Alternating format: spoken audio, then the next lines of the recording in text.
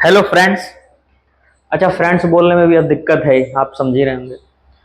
आज का टॉपिक एकदम गर्मा गर्म है। 25 जुलाई को एक इस्तीफा हुआ इस देश में।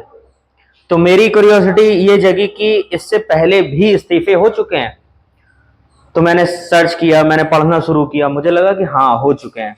और तकरीबन मुझे 9-10 लोग मिले जो पिछले इतिहास में इस तरीके के जो इस्तीफे हैं वो हो चुके हैं। उनमें से कुछ लोगों ने अपनी नैतिक जिम्मेदारी स्वयं ले ली और कुछ लोग ऐसे थे जिनके लिए थोड़ा सा दबाव बनाना पड़ा कि आप जिम्मेदारी समझें और आप इस चीज की नैतिक जिम्मेदारी लें कि ये गड़बड़ हुआ है और इस्तीफा दें। उन्हीं में से एक प्रकरण अभी 25 जुलाई का हुआ। हम लोग आज की डेट में इस वीडियो में ये समझेंगे कि इस्तीफे का हिस्ट्री कहां से चली आ रही है और कहां कहां पहुंची है। और पहला जो सबसे प्यारा इस्तीफा जिसको आप बोल सकते हैं या ये बोल सकते हैं कि एक प्यारे इंसान जो कि हमारे सम्माननीय नेता, अगर आप कहें तो तकरीबन 56 की बात है, 1956।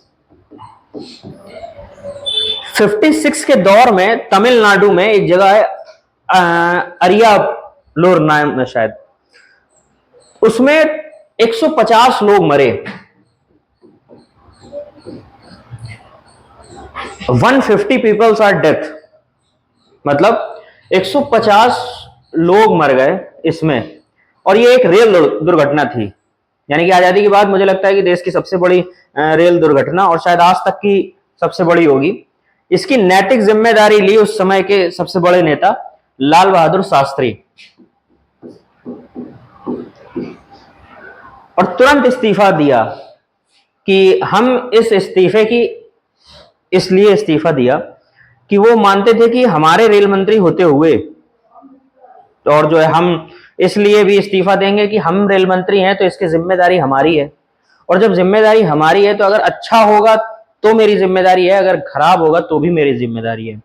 और उन्होंने इसकी पूरी अपने ऊपर नैतिक जिम्मेदारी लेते हुए उन्होंने इस्तीफा दिया। इस बात से आज तक इस रिजाइन की सराहना हर जगह की जाती है कि हाँ, एक ईमानदार व्यक्ति, और ऐसे व्यक्तियों की जरूरत आज के दौर में ज्यादा है, जो पिछले आप तकरीबन 1 महीने से देख रहे हैं।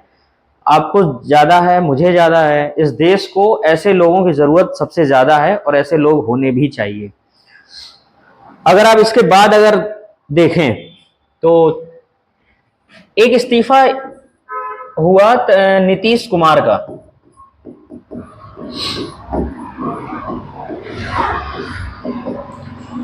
नीतीश कुमार की अगर बात करें तो 1999 में ये इस्तीफा हुआ, जो कि अगर आप देखेंगे तो जो पश्चिम बंगाल में जो गैसाल की जो हुआ था, गैसाल नाम था उसका, 290 मौत हुई, 290। इसमें इन्होंने इस्तीफा दिया। कुछ लोग बोलते हैं अपनी मर्जी से दिया, कुछ लोग बोलते हैं कि जो उस समय के जो लोग थे उन्होंने दबाव बनाया, या अंदर का जो भी बात रहा हो, इन्होंने उस पर इस्तीफा दिया। यानी कि ये 2 एग्जाम्पल हम लोगों के पास ठीक ठाक हो गए, जिनमें से आज भी जो मुझे ज्यादा पसंद है वो ये है। अगर तीसरी की बात करें तो इसी सीरीज में जब हम आगे बढ़ते हैं तो 1993, यानी कि इस देश में एक नागरिक उड्डयन मंत्री भी थे। इसका मतलब है कि सिविल एविएशन मिनिस्टर जो थे, 93 में एक रूसी विमान क्रैश हो गया था। तो जब ये क्रैश हुआ तो उस समय के जो उड्डयन मंत्री थे, जो एविएशन मिनिस्टर थे, वो थे माधवराज सिंधिया। उन्होंने तुरंत इस पे भी इस्तीफा दिया।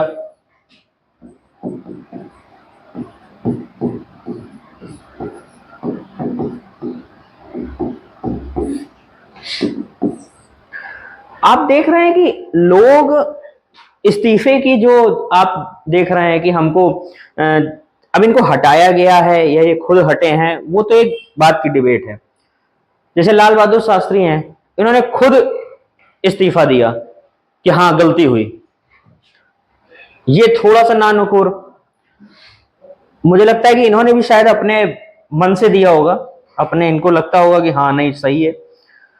हम किसी नेता को क्रिटिसाइज करने के लिए आज नहीं खड़े हुए हैं, हम लोग ये समझने के लिए खड़े हुए हैं कि इस दुनिया की सबसे बड़ी लोकतांत्रिक देश में, इस डेमोक्रेटिक कंट्री में, क्या ऐसा हिस्ट्री पहले भी रही है कि लोगों ने इस्तीफे दिए हैं, किसी भी वजह से दिए हो, किसी के दबाव में दिए हो, अपने मर्जी से दिए हो, किसी भी उससे दिए हो। अगर आप इसी पे 4th नंबर देखेंगे तो 4th नंबर में एक आते हैं वीके कृष्णा मेनन। ये तकरीबन बात है 1962 की, जब इंडिया वर्सेस चाइना जो युद्ध हुआ और उसमें हमारी सेनाओं की जो विफलता हुई। यानी कि इसके दो कारण थे, एक तो था कि सैन्य विफलता,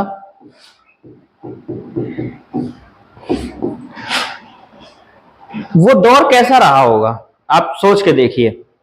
जैसे ये बेसिकली रक्षा मंत्री थे उस समय पे, क्या नाम था इनका, वीके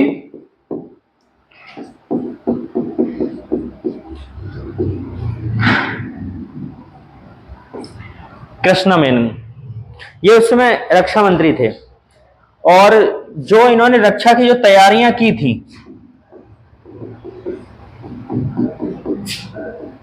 वो ठीक नहीं थी। इन दोनों का इन्होंने अपने ऊपर चीजें लेने के बाद इन्होंने भी इस्तीफा दिया कि हां हमसे गलती हुई। देखिए गलती होना ज्यादा बड़ी बात नहीं है, उससे ज्यादा बड़ी बात है कि अपनी गलती को एक्सेप्ट कर लेना। जीवन में क्या है, आपसे कुछ गलती हुई, अगर आप उन गलतियों से सीख कर आगे नहीं बढ़ रहे हैं, अगर आप उन्हीं गलतियों को अपने ऊपर थोपा हुआ चाहते हैं कि हाँ हमारे ऊपर सब थोप दी जाए और हम कुर्सी पकड़कर बैठ जाएं, तो मेरे ख्याल से कि कुर्सी से ज्यादा बड़ा देश होना चाहिए। आज अमित शाह का ये स्टेटमेंट भी है कि हमारे किसी भी पद से ज्यादा बड़ा देश है। हालांकि ये बाद में है, अब उन्होंने ये दबाव में दिया या किसी का इस्तीफा हो गया उसके बाद दिया, ये उनकी दिक्कत है। अब जैसे इसके बाद की बात करें, 2008 में आई थिंक 5वां नंबर है ये, 2008 में इस देश में एक हमला हुआ 26/11 का। तो जैसे ही 26/11 का जो हमला हुआ, देखिए कोई आपके घर में घुस जाए तो सबसे बड़ी जो नाकामी है वो उस घर के मुखिया की है, और दूसरी सबसे बड़ी नाकामी उस व्यक्ति की है जिस व्यक्ति को उस घर की जिम्मेदारी दे रखी है। कौन था उस समय जो गृह मंत्री थे? वो थे शिवराज सिंह पाटिल।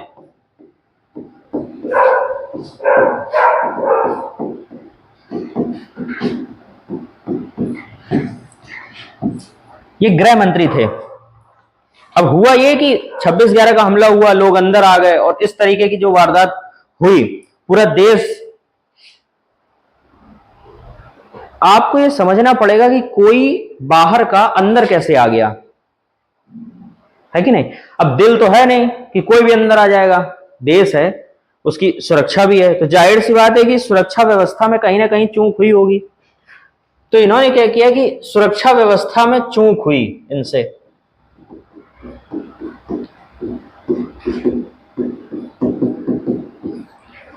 इसके कारण इनका रिजाइन हुआ, इस्तीफा दिया। हम आज इन सब लोगों के ऊपर कोई ये आरोप नहीं लगा रहे हैं कि इन्होंने कुछ गड़बड़ किया या इन्होंने जानबूझ के कुछ गड़बड़ कर दिया, हम ये नहीं बोल रहे हैं। हम सिर्फ एक हिस्ट्री देखने की कोशिश कर रहे हैं, क्या इतिहास में भी इस तरह के इस्तीफे हुए हैं, और आपको ये समझ में आ रहा होगा कि एक रूटीन बना हुआ है, हुए हैं इस्तीफे और सही सही बात पर हुए हैं। तो जो 1 महीना जो इन लोगों ने लगा दिया, इस सरकार ने जो 1 महीना लगा दिया, अगर आपको कुछ बड़ा करना हो तो छोटी चीजें आपको इग्नोर करनी पड़ेंगी। जैसे मान लीजिए कि एपीजे अब्दुल कलाम जिस समय मिसाइल बना रहे थे इस देश के लिए, अगर उनको कोई डिमोटिवेट करता, अगर उनको कोई 4 गाली देता कि नहीं नहीं ये ठीक नहीं कर रहे हो, ये सब गड़बड़ है, और अगर वो उसी को जवाब देने लगते तो शायद आज हमको आपको मिसाइल मैन मिल नहीं पाता, क्योंकि आपकी एनर्जी कहां जाएगी ये आप डिसाइड करेंगे। उन्होंने अपनी फोकस जो उनकी एनर्जी थी वो उसी पर लगाई और दुनिया को, इस देश को एक मिसाइल मैन मिला। तो जाहिर सी बात है कि आप जहां एनर्जी लगाएंगे वो चीज आपकी हो जाएगी। इनके बाद अगर आप बात करें तो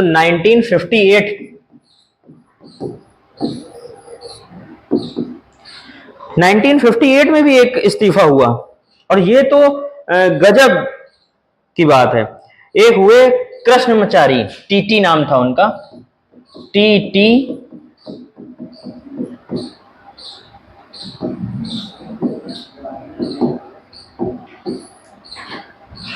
ये घोटाला हुआ देश में, और ये घोटाले का नाम है LIC घोटाला।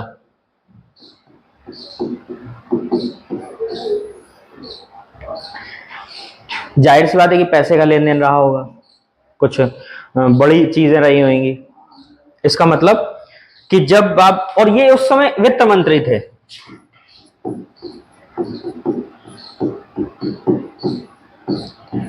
इस घोटाले के बाद इनका भी इस्तीफा हुआ। हम लोगों को धीरे धीरे ये भी समझ में आ रहा है ये करके कि आप कितने बड़े पद पे पहुंच जाएं, ये देश अच्छा और बुरा दोनों जानता है। अच्छे को अच्छा कहना भी इस देश को आता है, बुरे को बुरा कहना भी आता है। पिछले 1 महीने से आप देख ही चुके हैं कि क्या व्यवस्था हो रही है। इनके बात करें तो 87 की अगर हम बात करें तो राजीव गांधी की सरकार थी उस समय। तो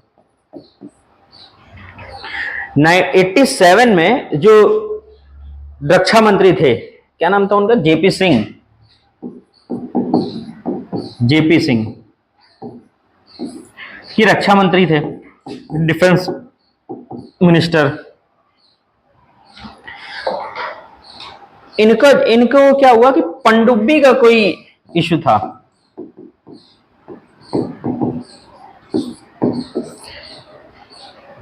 वो जो शब्द आया इंटरनेट पर वो मुझे थोड़ा सा खराब लगा, इसलिए मैं बोल नहीं रहा हूं।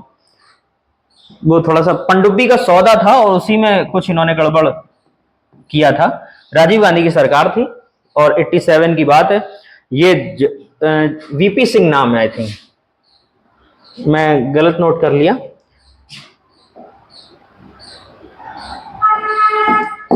VP सिंह, तो इनको इस चक्कर में इनको इस्तीफा देना पड़ा। पनडुब्बी सौदे में कुछ घपला था। जो लोग जैसे एक बाइक कोई बिकवाता है, फिर कोई खरीदता है तो उसको कुछ मिलता है, तो इस तरीके का जो मैटर था वो कुछ ये था। अब मैं वो शब्द बोलने से बच रहा हूं। तो ये पनडुब्बी का सौदा था, उसी में जो है बीच का काम जो भी हुआ हो, तो वो वित्त मंत्री थे बेसिकली, तो इनको इस वजह से इनको भी इस्तीफा देना पड़ा। और पूरे इंडियन हिस्ट्री में जो सबसे बड़ा जो घोटाला मुझे लगता है वो लगता है 2G स्पेक्ट्रम का।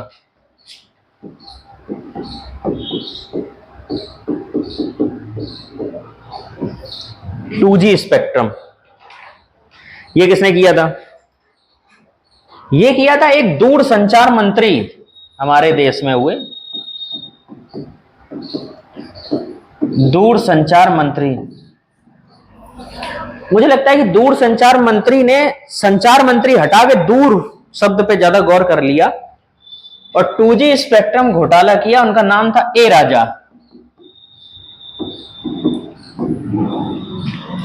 और बड़ा जो है उस समय तो बड़ा वो था, इन्होंने भी इस्तीफा दिया।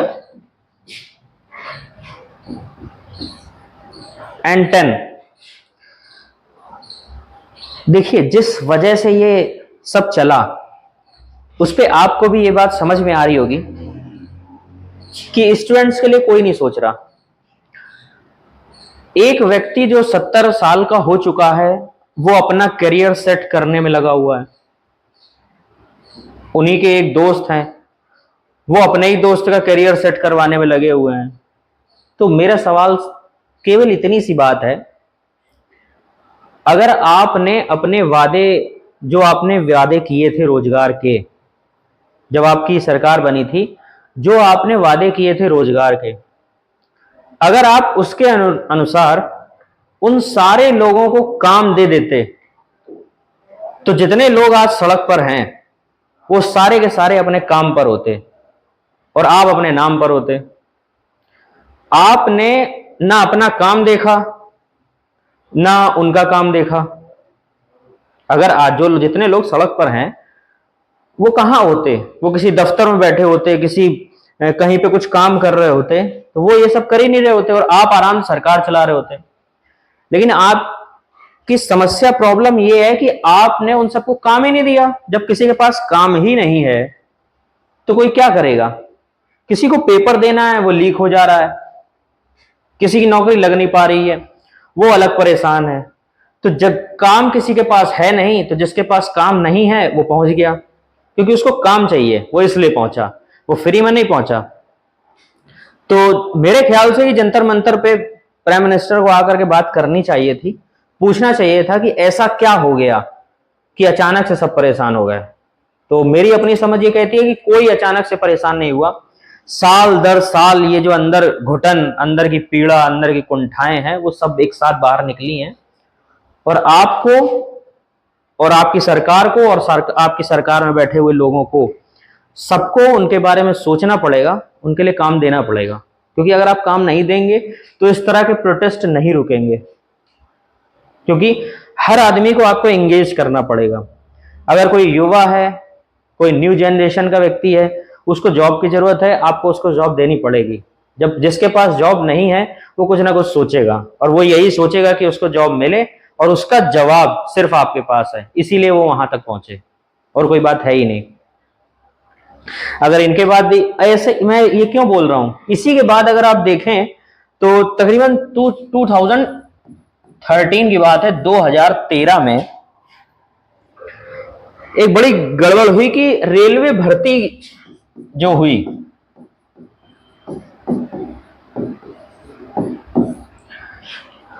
रेलवे भर्ती जो हुई उसमें रिश्वत चलने लगी।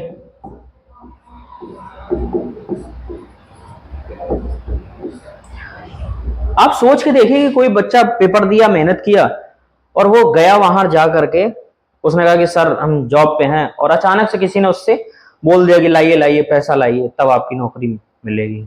तो क्या फायदा है? अगर उसके पास पैसा होता तो वो आपसे नौकरी मांगने आता ही क्यों? इसका मतलब है कि उसके पास पैसा नहीं है, उसको जरूरत है, जिंदगी में उसको भी कुछ करना है, इस वजह से वो आपसे नौकरी मांगने के लिए आया है। और उसी नौकरी के लिए आप उससे बोल रहे हैं कि पैसा लाइए। देखिए, मूर्खता जो होती है ना, वो बराबर बटी होती है। आप जीवन में अपनी मूर्खता का कितना इस्तेमाल करेंगे, ये आप पर डिपेंड है। ठीक, तो उनका नाम, दो लोग थे, एंड इसके साथ भी शायद कुछ हुआ था। हाँ, इसके साथ कोयला घोटाला भी था।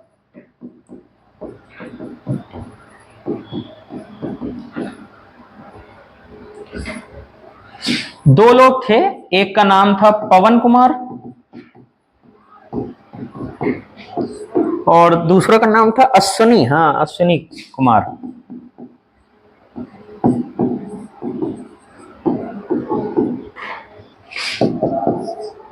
इन लोगों ने भी इस्तीफा दिया, देना भी चाहिए। एक हुए, जो सबसे लेटेस्ट हुए, वो लेटेस्ट दो हैं, उन पर बात करके खत्म करते हैं आज की बात। 2018 में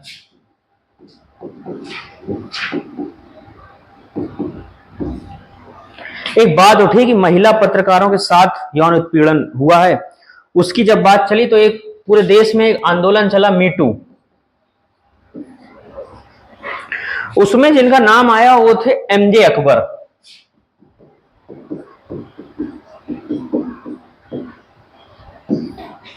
एमजे अकबर ये उस समय विदेश राज्य मंत्री थे, विदेश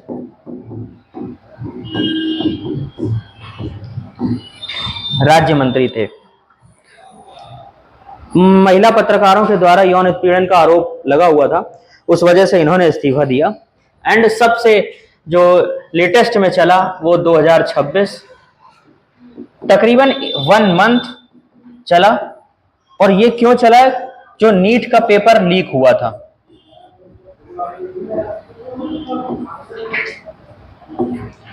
जो नीट का पेपर लीक हुआ उसके तौर पे एक चीफ जस्टिस हुए, आई थिंक अगर मैं याद कर पा रहा हूं तो सूर्यकांत नाम है उनका।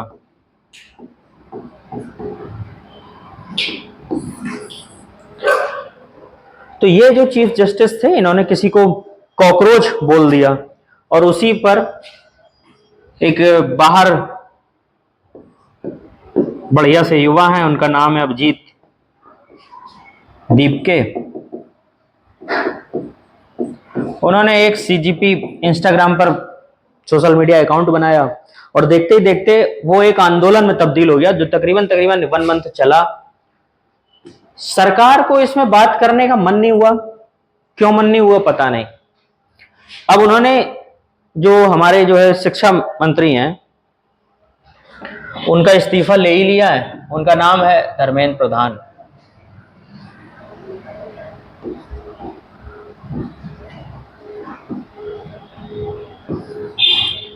इनका इस्तीफा ले लिया है। एक नए मिनिस्टर फिर से आपको दिखेंगे, जोशी जी हैं शायद।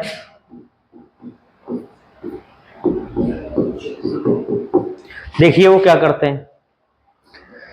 इस पूरी हिस्ट्री से केवल एक ही बात समझ में आई कि जो चुप हैं वो सब मरेंगे। पूरी जिंदगी हम और आप,